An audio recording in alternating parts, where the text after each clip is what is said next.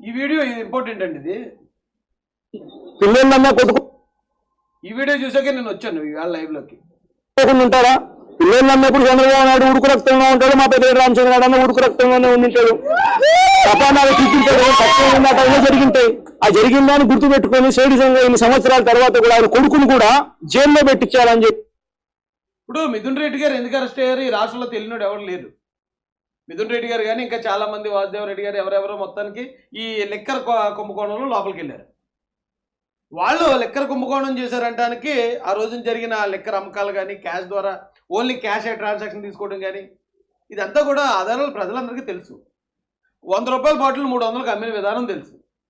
ఇదంతా తెలిసి ఇప్పుడు అరెస్ట్ అయినప్పుడు లిక్కర్ కుంభకోణంలో మిథున్ రెడ్డి గారికి సంబంధం లేదను, లేకపోతే ఆయన ఆ టైంలో పలానా చోట ఉన్నాడను, లేకపోతే అక్రమంగా ఆయన కేసులో ఇరికించి ఏదో ఒకటి చెప్పాలి. చెప్పడానికి ఈయన దగ్గర ఏ ఆధారం లేదు. ఎందుకంటే ఆధారాలు అన్ని సిటీ దగ్గర ఉన్నాయి. మిథున్ రెడ్డి గారికి సంబంధం లేదంటే ఆల్రెడీ అవినాష్ రెడ్డి గారి విషయంలో ఈయన ఐటమ్ అయిపోయాడు. అవినాష్ రెడ్డి అబ్బాయి ఆ మర్డర్ చేయలేదు, ఒక్కరిను ఇంకొకరిని అని చెప్పి అందరి దగ్గర కూడా ఐటమ్ అయిపోయాడు. ఇప్పుడు మిథున్ రెడ్డి గారిని కూడా అలా కవర్ చేస్తే ఐటమ్ అయిపోతానని అసలు ఈ లిక్కర్ కుంభకోణం జోలికే పోకుండా ఏంటంటే 1974లో పెద్దిరెడ్డి రామచంద్రారెడ్డి గారు అటండి చంద్రబాబు నాయుడు గారిని అటండి కొట్టారటండి. అందుకనటండి అది మనసులో పెట్టుకుని చంద్రబాబు నాయుడు గారు ఇప్పుడు మిథున్ రెడ్డి గారిని అరెస్ట్ చేసి, ఈయన బ్రెయిన్ సరిగా పనిచేస్తుందా లేదని డౌట్, నాకు నిజంగా డౌట్ ఉందండి. ఇప్పుడు నేను ఏదో కామెడీగానో లేకపోతే ఎటకారం చేయడానికి అంటలే. ఈయన్ని గతంలో ఆయన ముఖ్యమంత్రిగా ఉన్నప్పుడు ఆయన ఎటకారం చేశాను. బట్ ఆయన ఎప్పుడైతే ఓడిపోయాడో, జనాలు ఎప్పుడైతే తీర్పిచ్చారో ఆ రోజు నుంచి ఆయన నేను ఎప్పుడూ ఎటకారం చేయలేదు. కానీ నాకు ఖచ్చితంగా డౌట్ ఉంది. నాకు ఇప్పుడు డౌట్ వస్తుంది, ఆయన బ్రెయిన్ కరెక్ట్గానే ఉందంటారా? అంటే ఎప్పుడు కొట్టారా అంటే చంద్రబాబు నాయుడు గారి మీద వీళ్ళు వైసీపీ వాళ్ళు ఒక రకమైన హింసాత్మకమైన దాడి చేశారు. ఏమని? ఆయనకి ఏదో కంప్లైంట్లు ఉన్నాయని, అనారోగ్య సమస్యలు ఉన్నాయని, లేకపోతే ఇంకోటని చాలా నీచమైన పదజాలం వాడారు. దాంతోపాటు అసెంబ్లీ సాక్షిగా ఇంట్లో ఉన్న మహిళలను కూడా నీచంగా కించపరుస్తూ మాట్లాడారు. అంటే ఇది ఒక స్ట్రాటజీ అండి. చంద్రబాబు నాయుడు గారిని డిఫేమ్ చేసేయాలి, ప్రజల్లో చులకం చేసేయాలి. చులకం చేసేయాలంటే ఇలాంటి మాటలే మాట్లాడాలి. అదంతా అయిపోయింది. 2019 నుంచి 24 దాకా వీళ్ళు చేయాలనుకున్నంతా చేస్తారు. ప్రజలు ఎవరో నమ్మలేదు. చంద్రబాబు నాయుడు గారికి మళ్ళీ పట్టం కట్టారు. వీళ్ళు తీసుకెళ్ళి మూలను కూర్చోబెట్టారు. అయినా ఇంకా బుద్ధి రాలేదు. బుద్ధి రాకుండా 74వ సంవత్సరం, అంటే 74 అంటే అదొక 26 సంవత్సరాలు, ఇదొక 50 సంవత్సరాల క్రితం. 50 సంవత్సరాల క్రితం నేను ముట్టలేదు. 50 సంవత్సరాల క్రితం ఇప్పుడు నా వయసు ఉన్న వాళ్ళు ఎవరు కూడా భూమి మీద లేరు. అప్పుడట పెద్దిరెడ్డి గారట చంద్రబాబు నాయుడు గారిని అట ఈయనొచ్చి ఇప్పుడు చెప్తున్నాడు.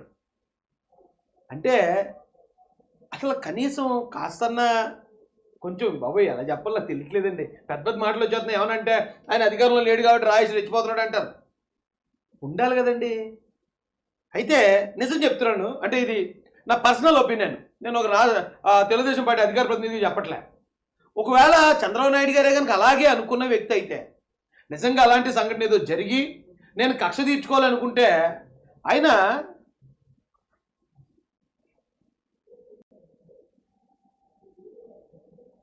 ఒకసారి ఇక్కడ చూడండి, 1995 నుంచి 99 దాకా, 99 నుంచి 2004 దాకా ఆయనే ముఖ్యమంత్రి. దాదాపు 10 సంవత్సరాలు ముఖ్యమంత్రి ఉన్నాడండి ఆయన. 10 సంవత్సరాలు. మరి అప్పుడు పెద్దిరెడ్డి రామచంద్రారెడ్డి గారిని కనీసం అరెస్ట్ కూడా చేయలేదు ఆయన. ఒకవేళ నిజంగా అలాంటిది ఏదైనా జరిగుంది, ఆయన ఏదో మనసులో పెట్టుకున్నాడు అనుకుంటే చెప్తున్నాను నేను. అదంతా అబద్ధం, అది వేరే విషయం. ఏమంటే ఈయన దాదాపు ఇక్కడ మళ్ళీ 2014 నుంచి 19 దాకా మళ్ళీ ఆయనే ముఖ్యమంత్రి. ఇప్పుడు మళ్ళీ ఆయనే ముఖ్యమంత్రి. దాదాపు 4 సంవత్సరాలు ముఖ్యమంత్రి చేసిన వ్యక్తిగా ఈ ఇదే రీజనల్ పార్టీలకి ఆయన రికార్డు సృష్టించాడండి.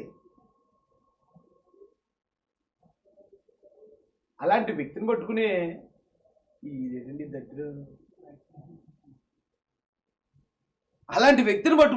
ఇంత చులకనగా అప్పుడు పెద్దిరెడ్డి గారు ఏదో చేశారట. నిజంగా ఓ మాట చెప్పాలనుకున్నానండి మీకు. మొన్న యానిమల్ సినిమా వచ్చింది, మీరు చూసారు లేదో? యానిమల్ సినిమాలో తండ్రిని ఎవరన్నా అన్యాయంగా తండ్రి మీద ఇదిగొస్తే ఎంతకన్నా తెగించో కొడుకుంటాడు ఆ సినిమాలోని.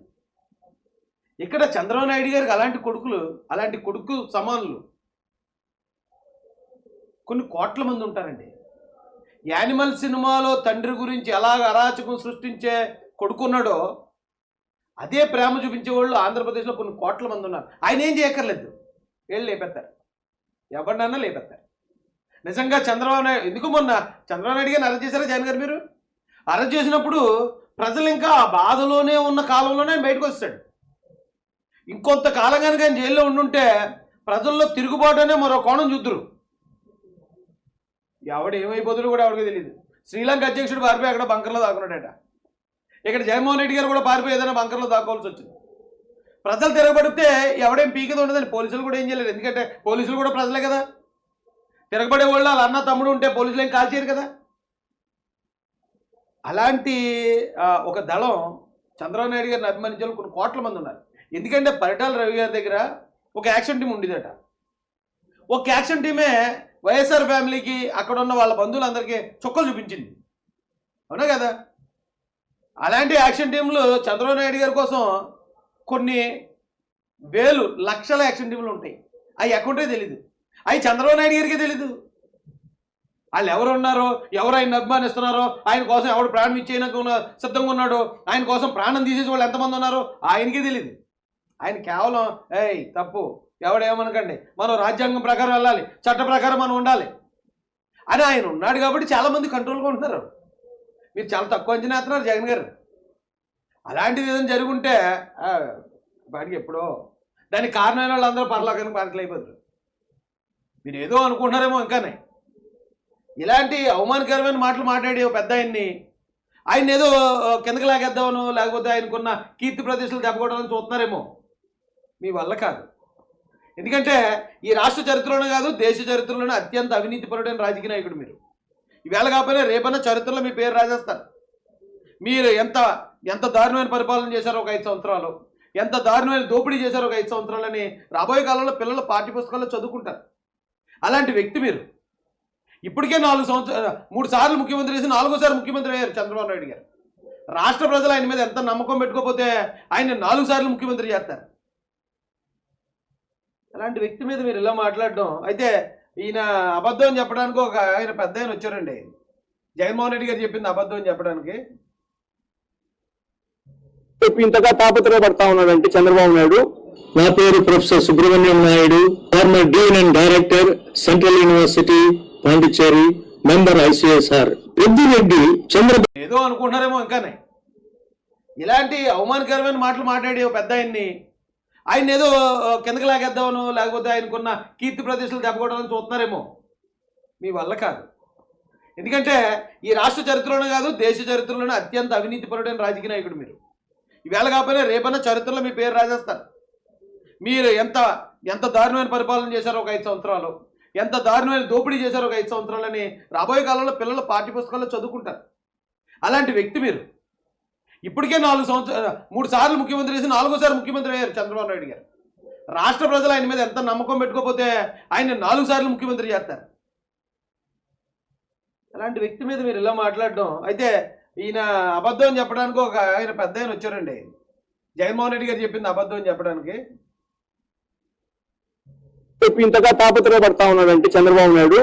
నా పేరు professor Subrahmanyam Naidu, farmer Deen and director, central university, Pondicherry, member ICSR. Reddy Chandrababu